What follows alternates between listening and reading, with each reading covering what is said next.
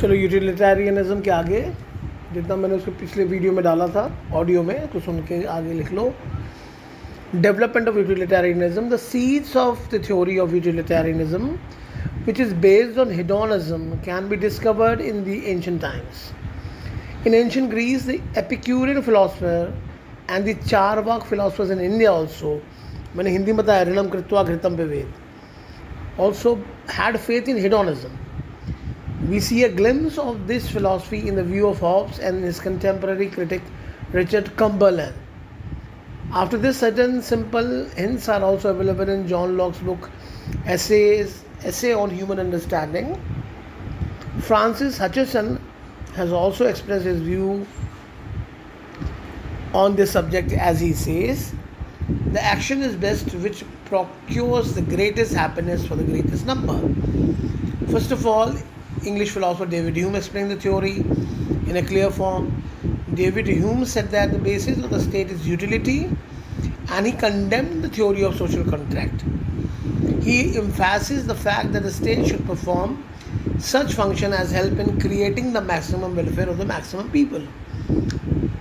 David Hume's influence was also seen in France, and in the later half of 18th century, Helvetius and Holbach supported these views. They also made pleasure and pain as a criterion for the public function and said that only those functions are proper through which the maximum welfare of the individual is achieved. Now, इसका देख लिख देंगे heading View of Jeremy Bentham 1748 to 1832. Hindi English में थोड़ा different है, हिंदी को सुन लेना, English को सुन लेना. और जैसे मैंने बार बार कहा कि ये ऐसे टाइप क्वेश्चंस हैं, Hobbes, Locke, Rousseau, Hegel, Bentham, Mill, है ना, गांधी जी, ये सबको थोड़ा इसी पैटर्न में पढ़ाऊंगा. तुम लोग मेरे को ज़रा फीडबैक देना कि ये दिमाग में जा रहा है कि नहीं जा रहा है ना. I think it is better than the online class. आप अगर पूरा इस ऑडियो को ध्यान से सुनेंगे तो इसमें वॉइस क्लैरिटी भी रहती है और आप पूरा सुन भी सकते हैं, है ना. चलिए, View of Jeremy Bentham 1748 to 1830. Bentham developed the views of the philosophers mentioned above, and he explained utilitarianism is a clear, detailed and systematic matter.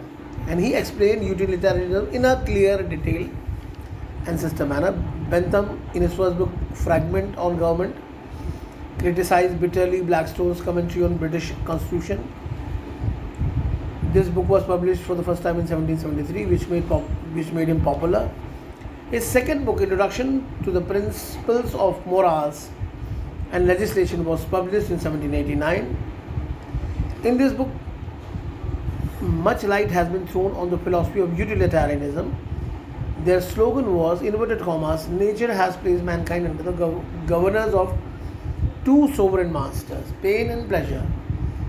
It is for them alone to point out what to do, as well as to determine what we shall do. According to Bentham, the only criterion to measure virtue and vice is pleasure and pain. If we derive pleasure from an action, that will be good action, and if we derive pain from it, it will be bad action. Good work is worth doing, while a bad action is to be discarded. Bentham has given a list of 14 pleasures, and out of these 14 pleasures are reason, wealth, proficiency, friendship, reputation, strength, magnanimity and religious mindedness. He, along with 14 pleasures, count 12 pains also, among which ill fame, enmity, malice, vulgarity, want, etc. are the main pains. According to Bentham, the theory of utility is the direct result of pleasure and pain. Bentham defines utility as that property in any object, whether it tends to benefit, advantage, evil or unhappiness, or to prevent the occurrence of mischief, pain, evil or unhappiness to the party whose interest is considered. The principle hold goods not only in case of individual function but also in regard of function of government.